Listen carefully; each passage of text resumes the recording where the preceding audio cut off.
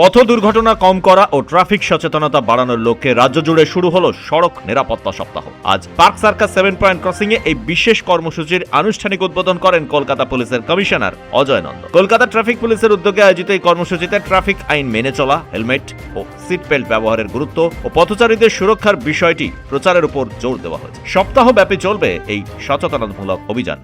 না, প্রচারের বিভিন্ন রকম মেথড আছে। কিছু আমরা যদি অ্যানাউন্সমেন্ট করি ওটা আমরা করতে পারি, কিছু আমরা লিফলেট বিলি করি, আমরা স্কুলে যাই, বাচ্চাদের সঙ্গে ইন্টারাক্ট করি, আমাদের গাড়ি ট্যাবলয়েড যা মোটরসাইকেল র্যালি হয়। তো প্রচার প্রসারের অনেক মেথোডোলজি আছে, তো আমরা সবগুলো মেথোডোলজি কিন্তু ব্যবহার করব।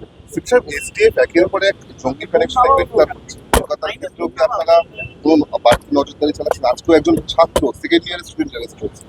আমাদের ওয়েস্ট বেঙ্গল এসটিএফ সঙ্গে আমরা কন্টিনিউয়াস টাচে আছি এবং যেরকম আছে ইন্টেলিজেন্স শেয়ারিং হচ্ছে এবং যদি আরো কিছু অ্যাকশন নিতে হবে আমরা নিচ্ছি। কলকাতা পুলিশের তরফ থেকে আজ 32টি বায়ো টয়লেটের উদ্বোধন করেন নগরপাল।